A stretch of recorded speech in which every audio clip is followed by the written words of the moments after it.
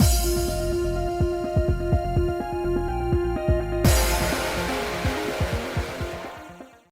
guys, it's Spaces Sims, and we are back with more Virche Evermore, continuing on call phase route. That's what it is. It's the combo. Anyway, you know where we are. The midnight air was filled with silence. We're basically redoing the common route, sorta, but like, not really. A choice I won't regret.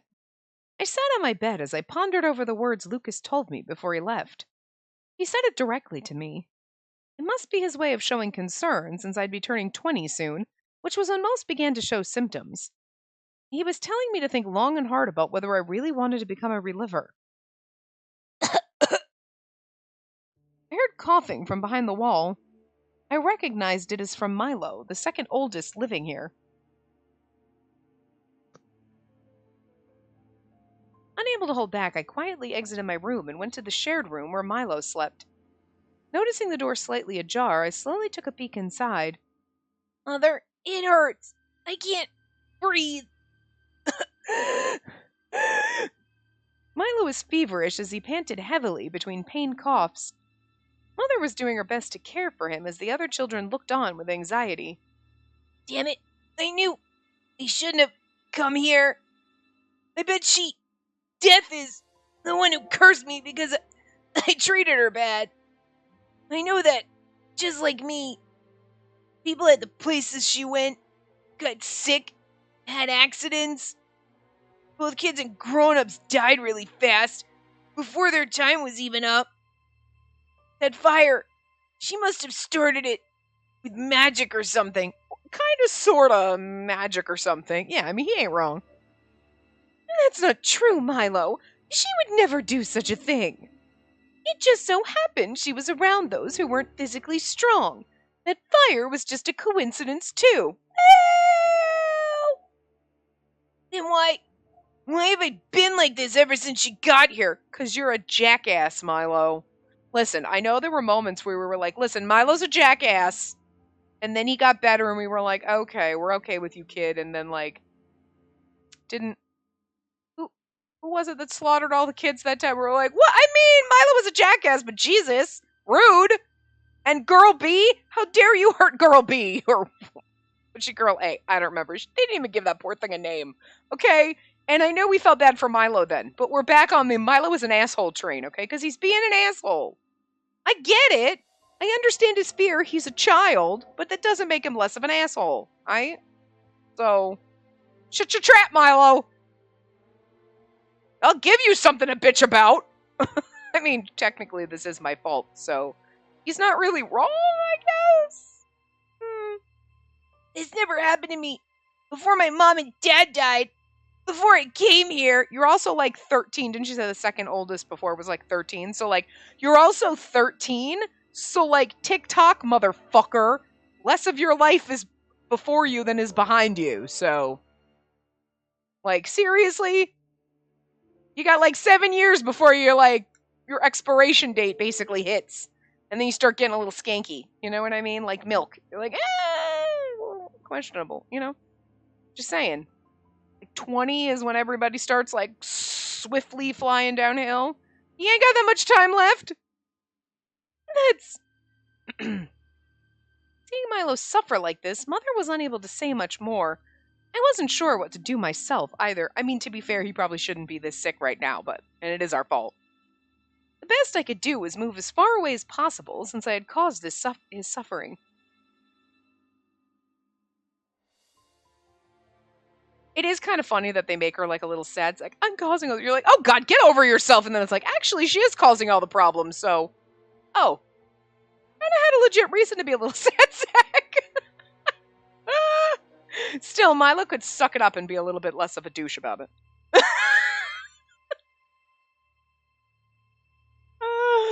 Poor child. I should go outside until he recovers. I quietly got dressed and walked out into the crisp night air. My trek took me to the country's edge. Since it wasn't very large, one could walk from one side to the other in the span of a day. It didn't take long for me to arrive at the nearest beach from the district where I lived. Is this when we meet Eve? I looked far into the dark blue horizon.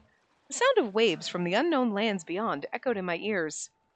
I gazed at the open field of black licorice spread out before me.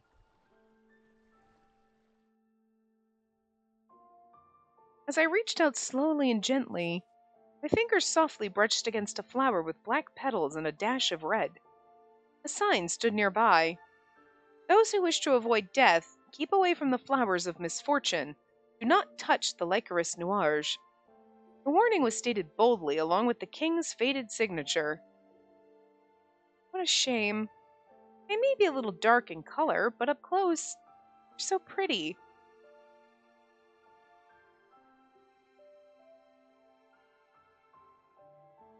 The black licorices, though there were no official records, they were said to exist hundreds of years ago.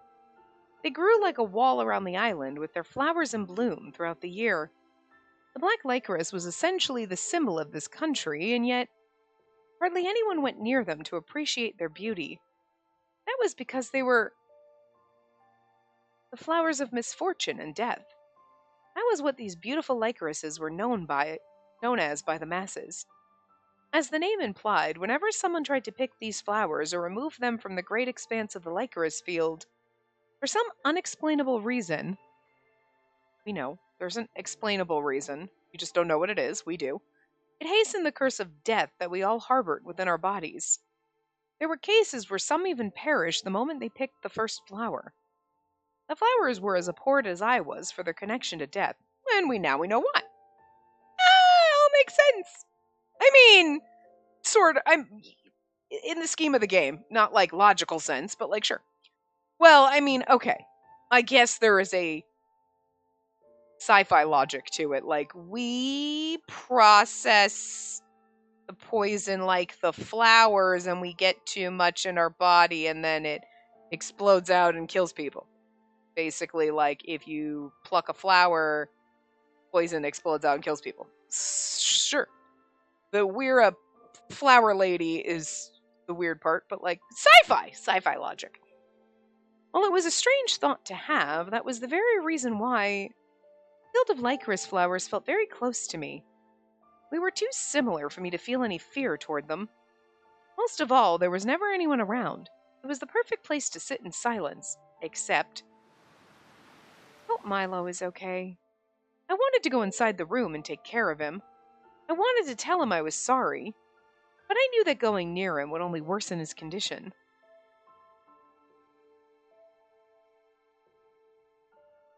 Which was why I was given a room for myself so that I wouldn't be too close to the others. Yeah, but you're through the wall. The wall ain't blocking it. I didn't spend much time with the children apart from meal times or when I worked on chores around the orphanage. I never went near any sources of fire or other such places when no one was around. Perhaps my efforts were being rewarded.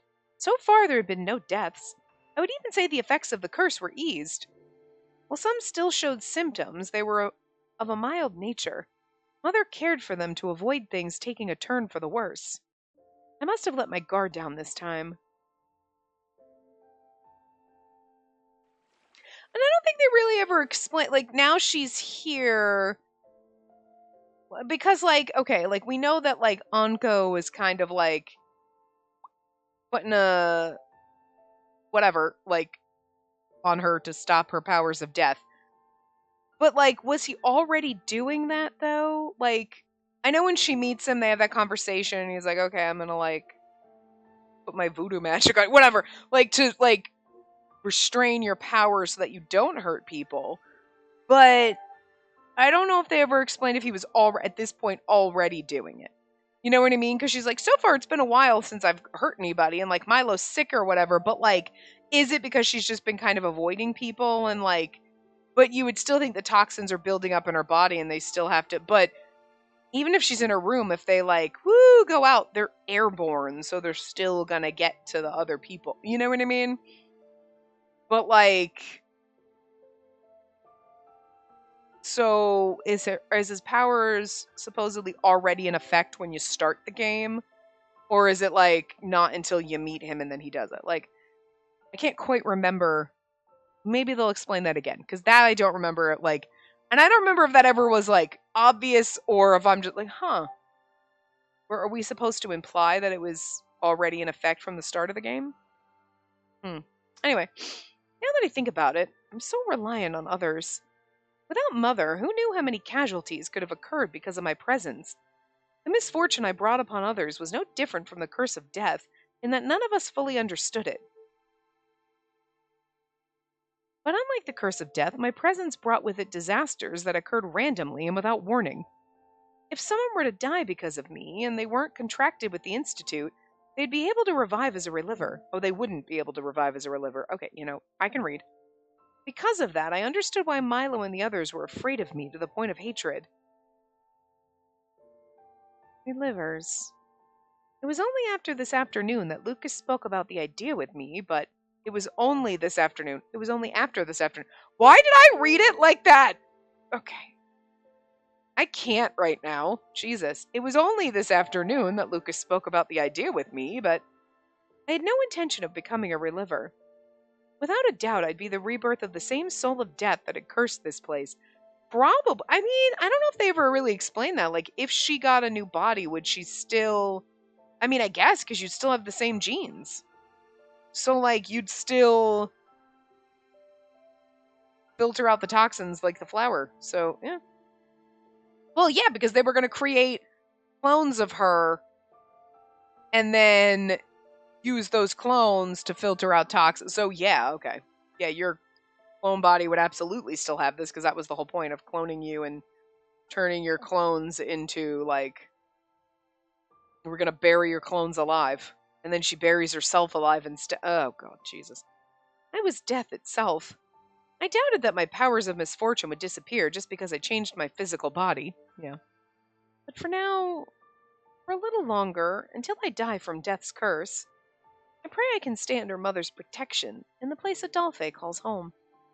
I pray I can live in that warm and kind facility until the very end. I didn't care if my soul would be judged down in Hades after I died, so please, as I prayed to the unseen God that Lucas said resided in the heavens above, hey, listen, we haven't seen that motherfucker at all, but we've seen the Keeper of Hades over here, and he's pretty hot and amazing, so, like, just saying. I'm just saying!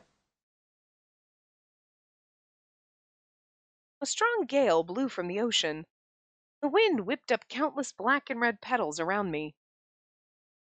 A slight red glow in the fearsome jet black petals was bewitching and beautiful. I was captivated by the storm of flowers for a moment before I noticed Eve. Yep, here we go. I was like, this is where we meet him, right? Yep, here we go, and here's the CG.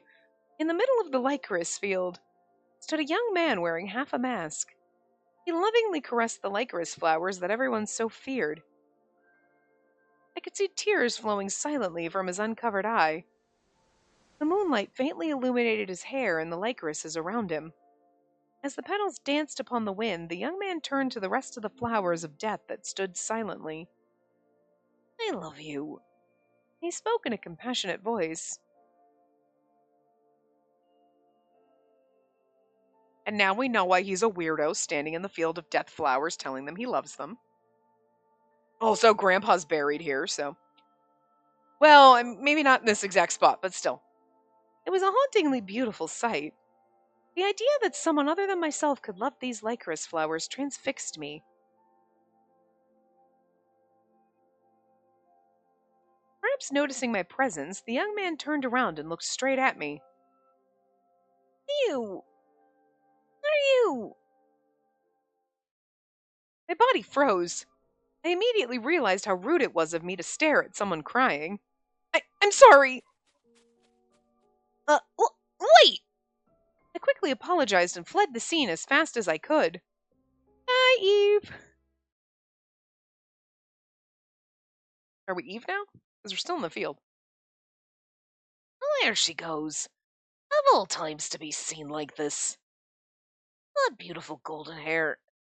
Could she be the same girl from 7 years ago?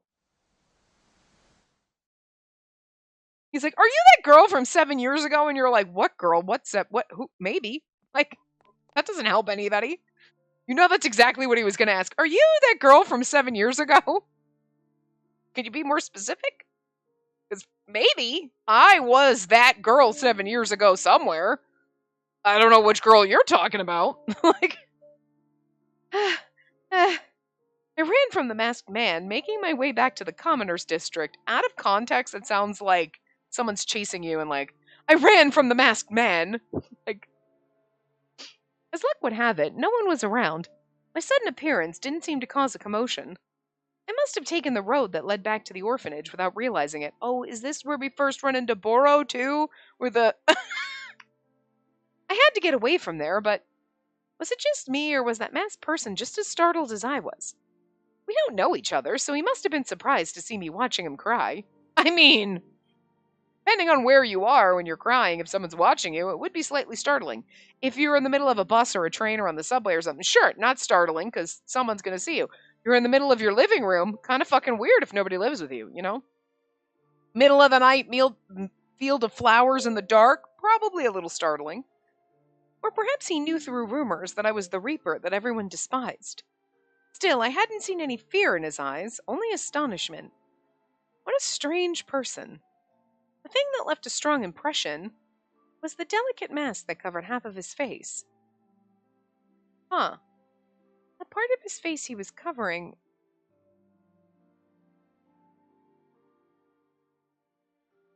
Putting pieces together. His face. The color of his hair... I suddenly gasped. Can't be. Is he the same person from before? It's like, I'm so just proud of her for being that quick. I can't remember in some of the other things, like, did we have moments where, like, girl, are you an idiot? I feel like she's always been a little, like, quick on the uptick. Not an idiot. She's naive and a little like, I am sweet and innocent, but, like, I don't think she comes across as stupid. Like, the fact that she put this together, it's like, good job. My face went pale with memories flooding into my mind when it is a small little country, though, so the chances of you getting rescued by a kid who got that side of his face burned and then you finding someone with a mask hiding that side of their face, I mean, the chances are that it's probably the same person. Like, fairly good. The odds would be weird for it to be a totally different person. You know what I mean? Anyway, the sound of dripping water brought me back to reality. Yep, okay. I was like, listen, this background in the middle of the night is like there's always somebody dead in an alley. I feel like at least half the time there's someone dead in an alley when we get this background at night. So what should have been a faint sound grew until it rang in my ears. It seemed to come from the dim alley that extended from the road. There, I heard it again. Not raining, is it? I mumbled the words to myself in an effort to regain my composure. Maybe someone must have forgotten to shut off one of the communal well pumps shared by the surrounding houses. If so, the water might flood the area around the well by morning, which would cause some trouble to those living here, also waste water. I thought about it for a moment. Even if I am deaf, touching the pump won't cause it to explode, will it?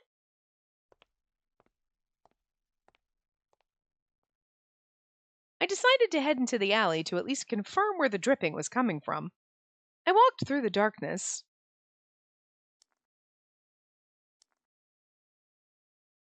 I could hear the water. No, I could hear something much heavier dripping that created damp layers of sound. I continued through the winding alley until I finally came upon an open area. The smell of iron filled the air as I felt wet droplets hitting me. Huh? I gazed in a stupor at the sight before my eyes. It was different from vivid flames or licorice. Everything was covered in a dull red. On the ground was a pile of bodies. As I looked on, bewildered at the scene, two shadowy figures staggered toward me. Wow. The last of the two crumbled into the pool of blood at my feet. I slowly sunk to the ground at the scene unfolding in front of me. Looking forward, I saw the pool of blood and bodies lying on the ground. My eyes met those of one of the bodies. No. No! you! Someone's saying, Spacey? I don't know who it is. I would assume, was it Adolphe showing up at this point? Yep, okay. I don't remember if we got this CG in the, the regular one, but it is one. I felt someone's body warmth surround me and pull me in close. Are you alright? Why are you screaming? Adolphe? I don't remember this CG. Did we already get this one? Him holding us while we're covered in blood, clinging to him? I don't remember. It's weird. I don't remember it. But it's his route, so, well. The brother I grew up with at the orphanage. But I thought he was supposed to return tomorrow night. Why was he here? At the moment, I was sure he had even more questions than I did. After confirming my safety, he looked around to discover the horror of the situation. Well, because, I feel like in the original comment round, he had to have been because everybody starts accusing me and he's like, she didn't do it. But I don't remember the CG. I remember the Lucas one. When we meet Lucas, I remember the Cyan one when we meet him, because that little slut showing us a little hip there. He's showing some skin, little whore. I remember the Eve one. I remember Mathis hiding behind a book, but I don't remember the introduction to Adolphe CG. Weird. Huh. Was it this one? Poor Adolphe, the introduction to it. Everyone else is a beautiful one, and you're just blood. Anyway. Spacey, what happened here? I fucking know. What happened? He was asking me? Who? What? I was death. People here. What did I do to them? No! I didn't do anything. I really didn't do anything. I just happened to see this. I didn't curse anyone here at all. I didn't do anything, but My body and my voice shook. But I'm here. Why? Why do I keep cursing people and killing them? You aren't. Adolphe's angry voice stopped me from speaking any further.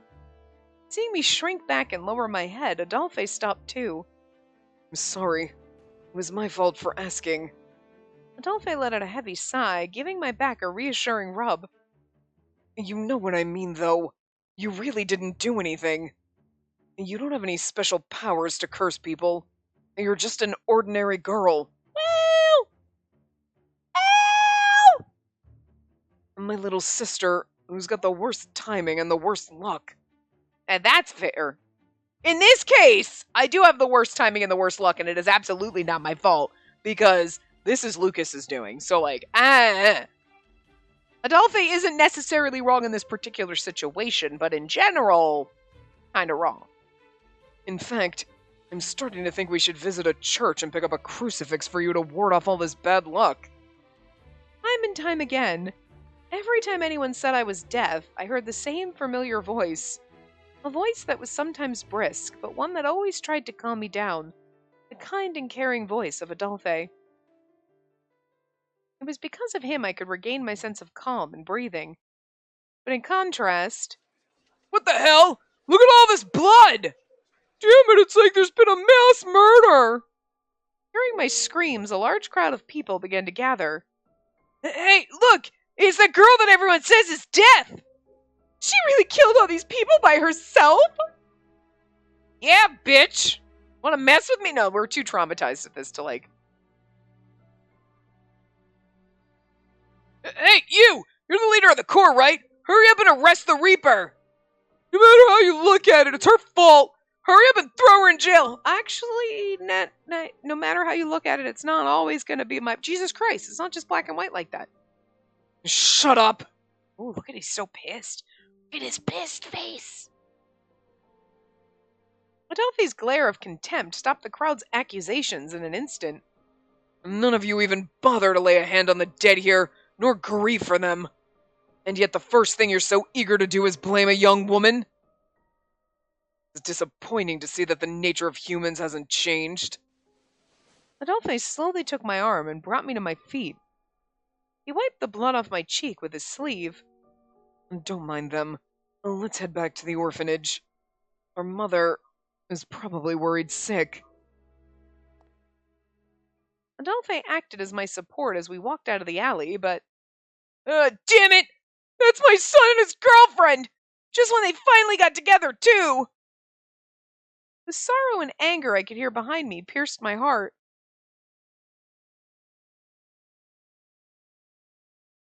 Tonight, this mass murder sent a wave of shock through the district similarly to the fire from before. Until now, most residents simply avoided me out of fear and their hatred of death, but tonight only made things worse. Ooh, we get to be Adolphe.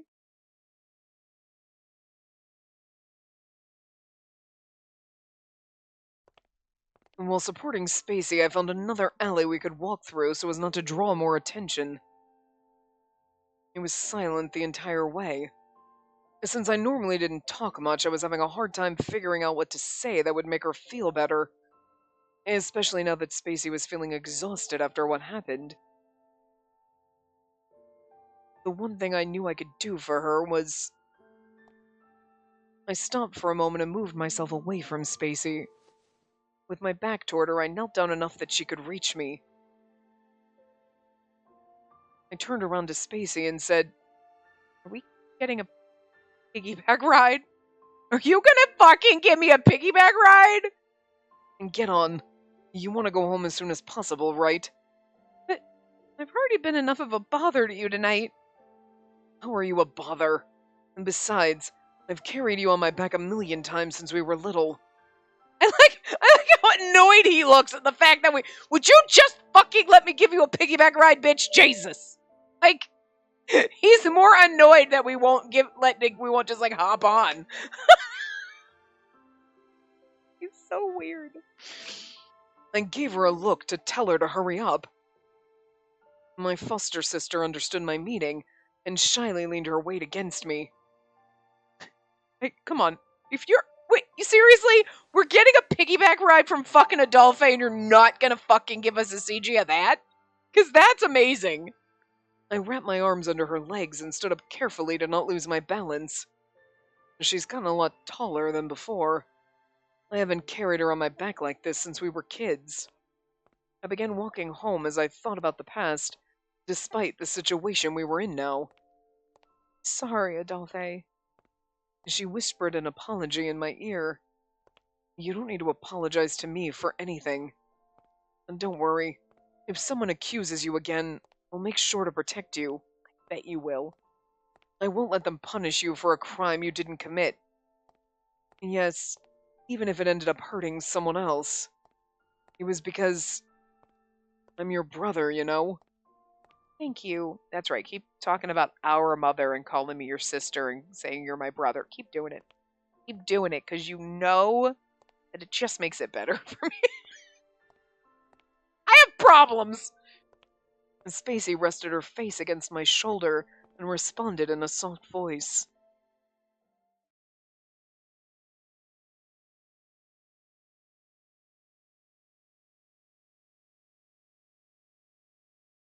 Our sweet little got beheaded that one time. Oh, God. Why did that have to roll up in my head? Literally. That was a poor choice of words. The tragic night had come to a close, and a gentle morning light shone into my room. Each time the memories of what I saw flashed through my mind, my hand involuntarily rose to my mouth. Adolphe, who protected me last night, convened with his patrol unit after bringing me back, then returned to the scene to investigate what happened.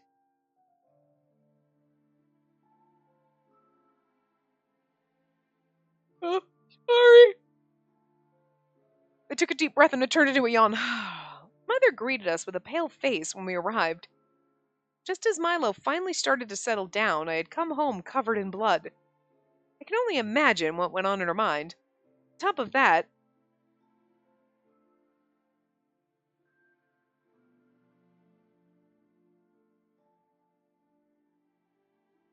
Mother... I slowly took a peek outside the window. The mob of people. This has got to Sister Salome! We've been overlooking things all this time because of you, but we've had enough! Why in the world must we live in fear of that detestable girl when we've done nothing wrong? If she's so bent on spreading misfortune, have her do it to some other orphanage. Mother was surrounded by a group of angry people venting their frustrations. Don't mess with Salome. I'm pretty sure she can kick your fucking ass. It's been a few hours since the incident. Despite the short time that had elapsed, even the newspaper had published an article about my involvement without verifying the facts. I somehow held back the urge to run out to her aid. After all, I would only make matters worse. Before Adolphe went out with his patrol unit, he told me very sternly to stay put in my room until things settled down. And we do what he tells us. We're a good sister, wife. You have to know by now she's really death and a true menace to us all. Just kick her out of your orphanage and let her die somewhere far away from us. I'll have to ask you all to leave. I do not believe she is in any way involved in what happened. I must also state that from the very first day she arrived at this orphanage, not once have I seen misfortune occur because of her. Mother remained graceful and resolute in the face of their accusations. After a moment of disbelief, the crowd began to counter her statement when... Is it Adolphe and Hugo? Or is it Hugo and Eve? I don't know, someone. Anyway. Hey, sorry guys, you mind letting us through here? I don't know who's coming through. I feel like it's... was it Hugo and Eve who showed up? Anyway. Y'all sure love crowding together, don't you? Surprised you've left enough room around you to breathe. Two people somehow forced their way through the crowd. Okay, so I feel like one of them's Hugo, and I'm just going to pretend it was Hugo saying all that. Among them was the man in the licorice field? Nice to see how lively things are this morning. Everyone in Cohen is so full of spirit. I'm sure it was probably Eve that was saying all that, but whatever. Oh, Hugo. I know you hated me because you were in love with Eve. You know what? I still fucking love you. Sometimes a little too full of spirit. Even Hugo of Karoon! What business do you two have here? Any business at all. Today's some work for the orphanage requiring 2 handymen. Isn't that right, Sister Salome? We were supposed to be here today. I believe that's what Adolphe said when he informed us of your request. Why, yes! I was hoping you two would come and repair some damaged furniture. You heard her. The rest of you, scram. I don't want some petty squabble getting in the way of work that needs doing. Petty squabble? Hey, you two are members of the Corps, right? Then you guys must know that what the Reaper did last night back at the... What'd you say? You know anything, Eve? No, I'm afraid not. All I know is that a bunch of bodies were discovered in a back alley last night. There wasn't a single mention in the report about this Reaper being involved. Huh? You've got to be kidding. You're actually on her side, too? One of the men pointed his finger at the young masked man named Eve. You were at the fire 7 years ago, weren't you? You yourself are the victim of the misfortune caused by the Reaper. He was right. I realized it too. Eve stayed quiet for a few seconds as I watched him with certainty. He then took a step forward. I'm not a victim at all. That was coincidence. Nothing more. I was there with her at the scene of the fire. That's all it was.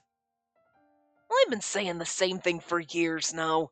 I suppose it means no one believes me. Look at his little pout. Aww. If that's the case, it's a shame.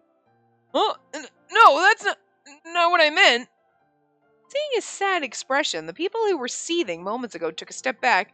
Because Eve has charmed everyone. And then he gives them the sad, oh, no one believes me, with his sad little puppy eyes, and they're all like, oh no, oh my god, don't make Eve cry, oh my god, don't make him sad. We all love him, he's precious. Because he's everybody's labradoodle. I really do love it. I do hate that everybody got mad at him because we lived with him, but like it is kind of funny how everybody loves him so much. He's like literally the town dog. Like everyone's like, oh, he's just a stray, and we just all pet him and give him treats and shit, and like just comes over wagging his tail, being all cute. Like, and then when he looks sad, everyone's like, oh my god, no, you made him sad! I love it so much. It's so funny. Anyway. Fine, I get it. You guys are always around to help us, so guess we can let her go this time. But the court better investigate the matter thoroughly, you hear? Well, that's a given. We'll do our very best. We'll get Karun open again once things settle down, so feel free to come to us for any help you need. It was clear the level of regard the people had for him by how compliantly they left the premises. So, tell me, was that acting or was it real? A bit of both, I'd say.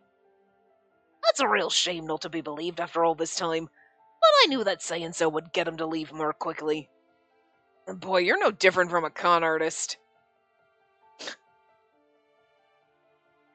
He's adorable. I looked on from the window in awe at how swiftly he diffused the situation. Huh. Noticing my presence once again, Eve looked at me in the window and happily waved at me. Oh, so precious. Then, my reunion with him brought back the Crimson Nightmare once again. Only this time it was this orphanage. As we spoke to the children, we were suddenly hit by an explosion and flames. Oh, right, because Milo, right. The embers fluttered in the air as the smell of burning stung my nose. They cut to this real quick, because there was stuff in between in the common route. It was like, as we talk to the children, bam, it blows up. Excuse me? I get it, they're cutting some stuff out because we don't really need it. We just need the main plot lines to kind of refresh you. But it is a little jarring. You're like, excuse me? That just, all of a sudden, you're like, oh, so he waved at me at the window, and then everything blew up. What? Okay. No, Eve, wake up! And then, and then Lucas is here, but, we never explained that Lucas is here because he's got to punch him back to life. He was lying on his back, and while I couldn't see any major burns, his body was covered in blood and ash. It is just a little jarring that they don't give you a line or two. It's just, it brought back the memory, and then all of a sudden now Eve's dead, basically, and, you're like, But, I don't want them to go through the whole common route again, because I like the refresher, but there are moments that I'm like, did we really need to go through all of this, exactly everything again? But this is a little jarring, so I'm like, I like the refresher of the common route because we're going back through it, okay, without having to actually read everything again. But I just could. Hi, could we have a line or they could have put a line or two in here, as opposed to we were talking to the children, an extra line or two to just get set a little bit to transition a little bit better. But I desperately pumped his chest with my hands in an effort to save him from death.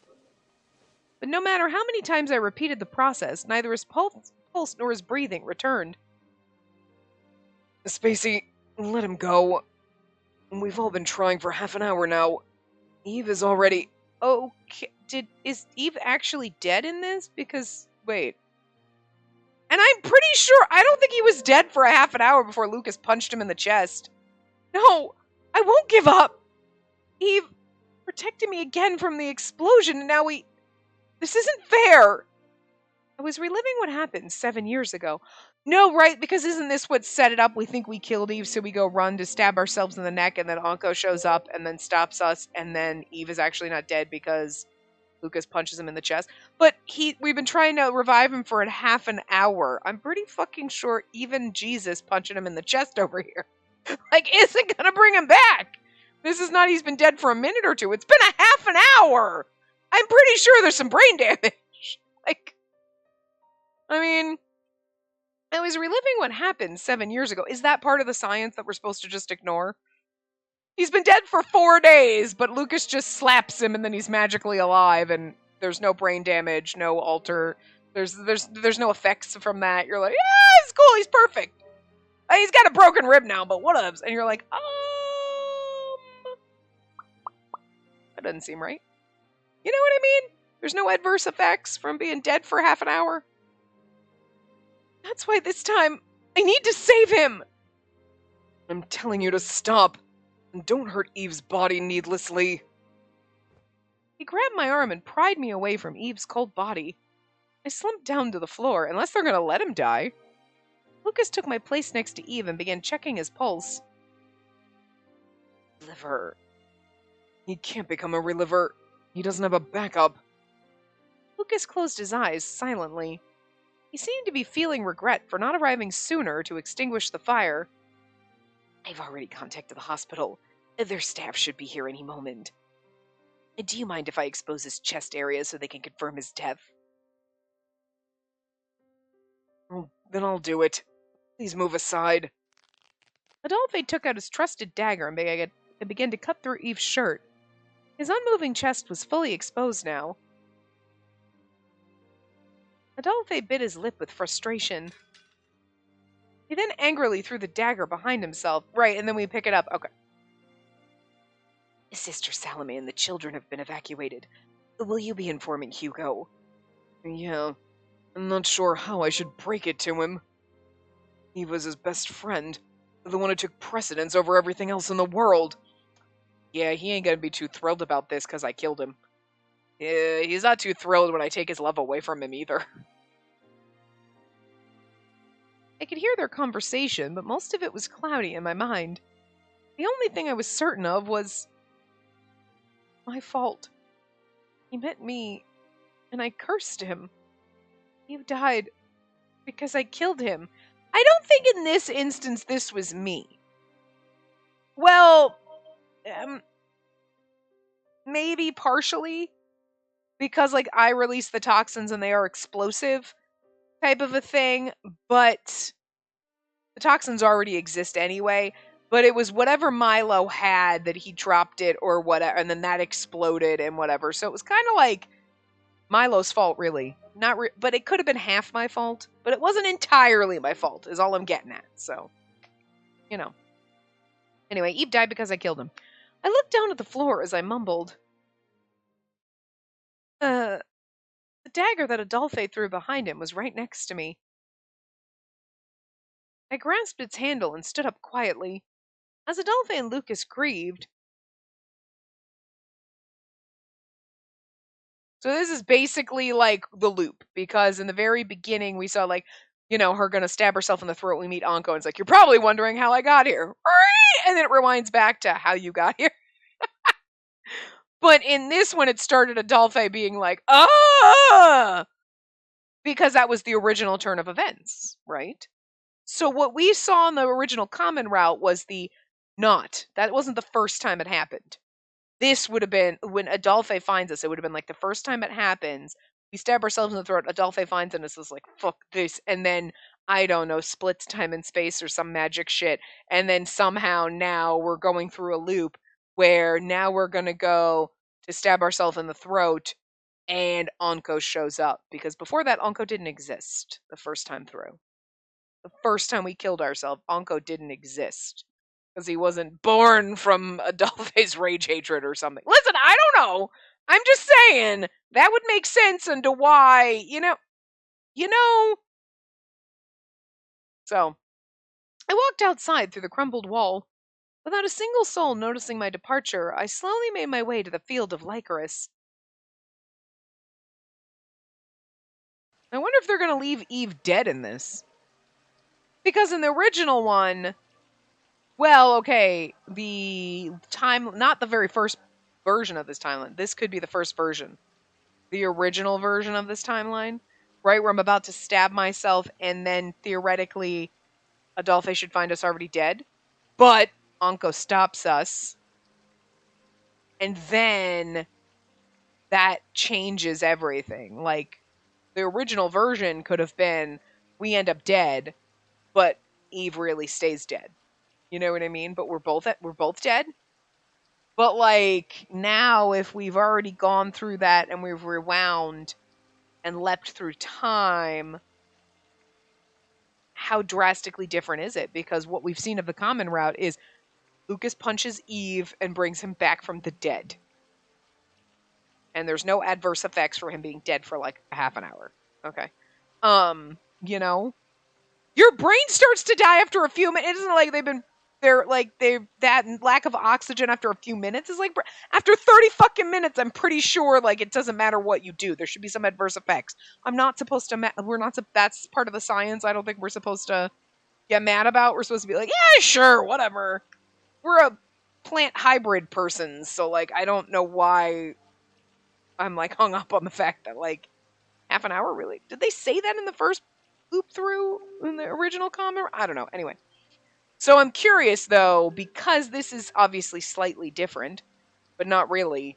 Is it going to be different like Eve's dead because this ain't about him?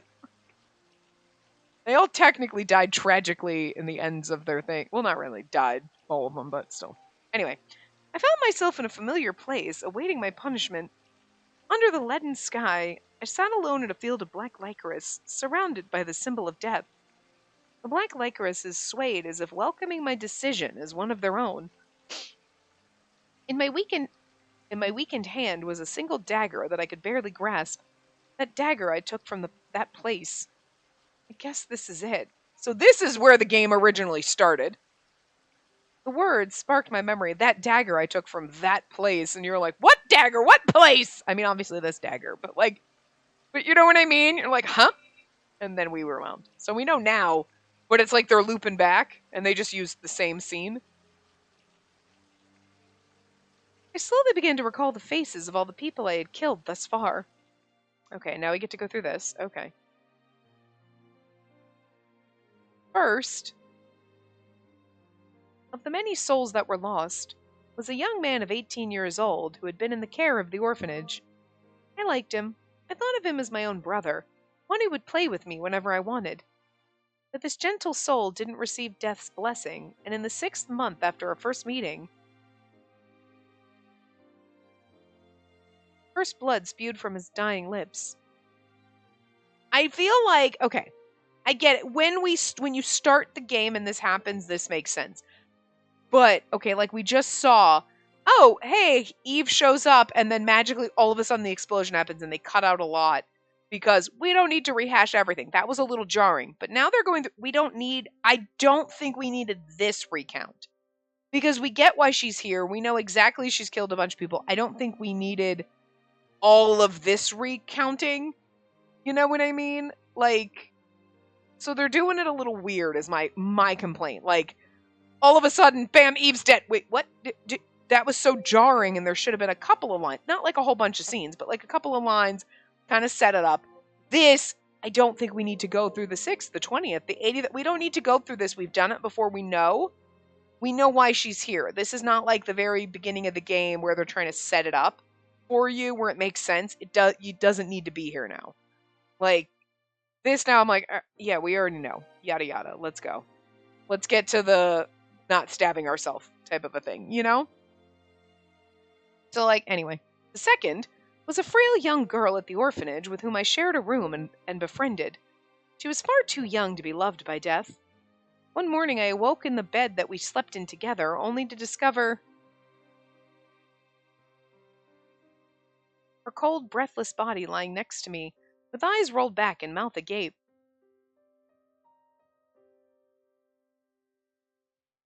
Third, or I mean, they could do like the first, the second, and then cut it off. They don't need to go through every single person again.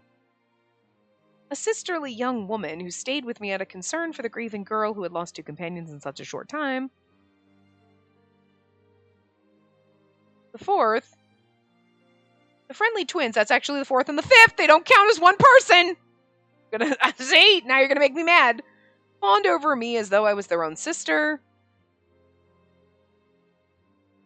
The 5th, a worker at the orphanage who was unsettled by the sight of my isolated existence. The 6th, the 7th, the 8th. Like, they could have done that a little bit. So they could have done the 1st, and then the 2nd, and then the 3rd, 4th. They could have done that. Like they could have cut some of this out. You know what I mean? Because I don't think it was necessary to rehash all of it. We're not playing the game from the very beginning. We already know at this point this stuff, so we didn't need to rehash all of it, is all I'm saying. They could have just put a thrown away line like, I started to think of all the people I had killed, and then cut that out. You know what I mean? Like, they could have adjusted it. I feel like they took the lazy route by just slap all the same shit in there again. Just do one new line. That's it. Huh. How many have I counted?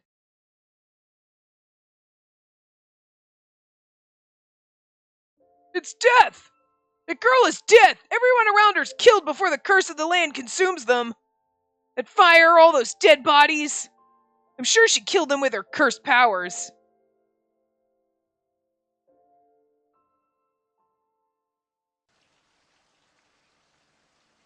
Yes, that may be so. Everything must be my fault. Even the incident in the back alley. I killed them with my powers of death. Who else could it be but the one responsible for the deaths of those who were kind to me?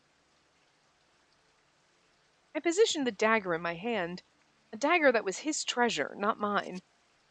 The cold light that gleamed from it fell to me like the warmth of a hearth. And here we go. Here's the first CG we ever got in the game. I remember that, but I don't remember, like, Adolphe's first CG? If the one with him holding us covered in blood was the right... I don't know. Weird. I pointed it to my neck. I couldn't let fear take hold of me now. With each passing day I lived as death. More lives were lost, wilting away and scattering like licorice petals. Now I'm curious to see what happens here. Does Anko show up or does Adolphe show up earlier? Because that's gonna be that's gonna be, you know what okay. They wilted, they scattered, they went up in flames. I could no longer bear it. Dear God, I've killed so many people. I accept that I'm a sinner. I have no right to live again. I strengthened my grip on the hilt of the dagger to stop my hands from shaking. As a single teardrop fell, I brought it toward my throat. Oh? Okay. So it's probably Anko. I was just gonna say, okay, so like if it goes back to it being Anko, okay, that makes sense because we're looping through and now Anko's here to stop it. He didn't exist through the first time. But like if all of a sudden it changes and it's Adolphe that stops us, then that's like, okay, there is no way that they're not the same. You know what I mean? I still think they might be the same person. I still think that there is some kind of weird tie here because why would they have a joint kind of route instead of individual? You know what I mean? Like it seems too sus now, right? And Adolphe finds us in the very beginning of this dead, and it's almost like, and then he gets pissed, and it's like, does your anger create like an alternate personality or another person? Like, how does that work? And we already thought that Anko was a time traveler. Clearly, you know, because there's weird rewinding things you do. You know what I mean? And like this, and he says things that give you that impression. So wouldn't be surprised. But he's like future Adolphe, like hundreds of years from now, because we already know that like we have poison ability. We suck out the poison like the flowers, and then whatever. Right? So we're just like a flower, but he also is like immune to it. I think they said that in one of the routes, and it was like, oh, like he's special too. And it seems like he's immune to it. So like would make sense that he lives forever somehow without being a reliver. So that'd drive you crazy. Make you a little crazy guy living in hell. I mean, I'm just saying.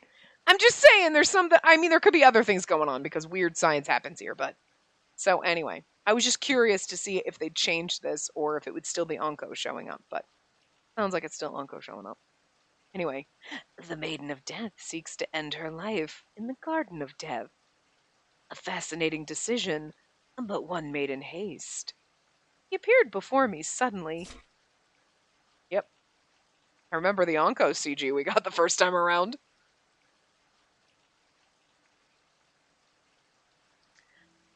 Although, and I will give them credit though, because I said this before, that they did not get the same voice actor to be Adolphe and Anko, because that would have given it away, even if they did two different voices. That would have done, you would have looked at the voice acting list and you would have been like, why is it the same person? You know what I mean? The fact that they treated them like two different people the entire fucking time. Because to be fair, if that's right, and I don't know, but if they are, they're really not at the same time. But yet they kind of are. They are and they aren't, because it's like, if you think about it, like, okay, right now, this moment in your life, if you had two huge decisions, there, in an alternate reality sense, there are two versions of you. You choose path A, that version of you is going to be completely different than the person who chooses path B, right? So, in an alternate reality sense, if you want to go down that science, sci-fi-ness, okay, they're both you, but essentially they're still you. So but they're not the same person, but you are. You know what I mean? Like, if you met that other timeline you're like, well, that's me, but it's also not me because I haven't experienced the same things that version of me has experienced. And it's like, where does it stop being you? And where does it start being a totally different person? Like, that's so I don't even want to go, like, that's a lot of brain work. Like, is it still, it's you, but it's also not. You know what I mean? And who you are now is not who you were 10 years ago. You're still you, but you're also like, you know what I mean? So, like, they're the same person, but they might also not be. But I like that they were like, listen, if they are, if this is like future Adolphe, they're like, let's give them two different voice actors so nobody fucking susses that out. You know what I mean? It was some of the poses, like the one time the uncle looking really sad when Hugo and Eve were basically almost dead, and it was like, there's something about how pained he looks that was given Adolphe, and then it's that one pose, the way Adolphe stands with his hand up, and then Anko's got the exact same pose but reversed in a way, like the way the hand is, like, but it's upside. Like, I don't know why that gave me. I'm like, it's the same. Adolphe's got his right hand up, and Anko's got, I think it's his left hand down through his hair, but it's like the way their hands are posed is exactly the same, just mimicked. You know what I mean? I'm like, that's weird. I don't know why that struck me as weird, but anyway. To be fair, it's not even like they look kind of similar, because I mean, like, everybody looks a little similar if you're looking at things because it's the art style, you know. You're like, well, like the shape of the eye, they all kind of would do. You could say that about any of them, sort of. So I don't really necessarily like, you get golden eyes and more red kind of eyes. It's not the eye or hair color really, and I don't think they look identical. So, but it's like there's just things that overlap that seem weird, and the game's weird. So wouldn't be surprised here. Plus, same route. I come on. That's always been like, why do we have the route where they're together? Do we have like a path A and path B? But that seems weird. Like, and so that's anyway. You think yourself the god of death. In that case, you should be more brazen. Laugh and bring ruin to the puny humans while living life as you please. And that also, if you think about it, like how pissed Adolphe was that we killed ourselves and we died and he couldn't save us. Now he's like, fuck them all. I mean, that's actually kind of funny. He gave a wide grin as his red eyes curved mischievously. He reached out to me with a frail hand. His bare fingers, wrapped around the blade of the dagger, pointed at my throat, spilling a significant amount of his own blood. I should have been angry to be robbed of a death I wanted, but... You're bleeding! I was trying to kill myself so that no one else would come to harm. It wouldn't make sense for someone to die alongside me. Let go right now! You need to stop the bleeding! My. How very kind of you. But no need to fuss. The person who appeared out of nowhere rested his bloody finger against my lips. I wonder if this, though, was the catalyst, you know what I mean, of stopping us from hurting people type of a thing. You know what I mean? Because, like, it would be in his blood, right? So, like, was this, and we, like, absorbed some of his blood, so that's how I stopped the magic? Didn't really think about that before, when he was like, oh, I put your magic is at bay right now, and, like, you're like, oh, okay, he's magical, and he stopped me from killing people, and it's like, but it's because of this? We're absorbed his blood here? Huh. Interesting. Okay. Like I said, you should be far more brazen. He slowly moved his finger. The color traced over my lips like lipstick, painting them red. An indescribable shiver ran down my spine, preventing me from moving away. He really is beautiful, though. Listen. I don't care if you're the same person or different people. I'm gonna love you like you're two different. You got two different personalities, so you're like two different sides of the same. It's kind of like Jean and Camille. Okay, they're two different people in the same body. This would be like two different people, two different, but one's the past and one's the future. So like, or present and future. So cool. It's like two different people. So like whatever. And we're just gonna pretend that Camille does not exist. Or Jean. Okay. The blood on his finger dripped down my lips and into my mouth. See, like she drank his blood for God's sakes. Instead of iron, it tasted like sweet nectar. And we're a plant.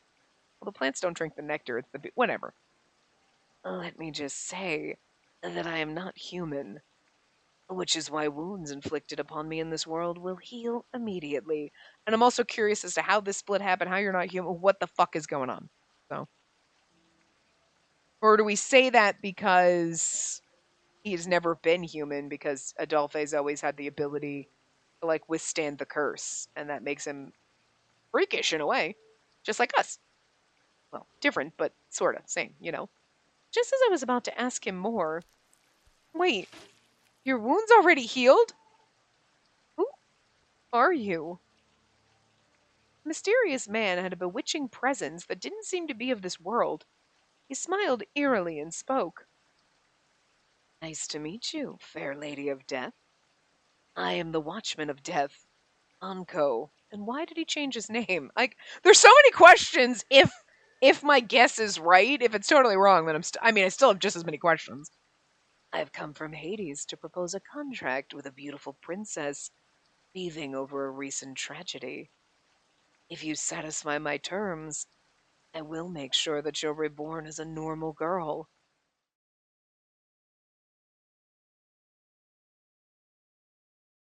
This was the end of this part, and we'll get into this was in the next part. Anyway, I will see you next time. Remember to give the video a big thumbs up and subscribe to see more.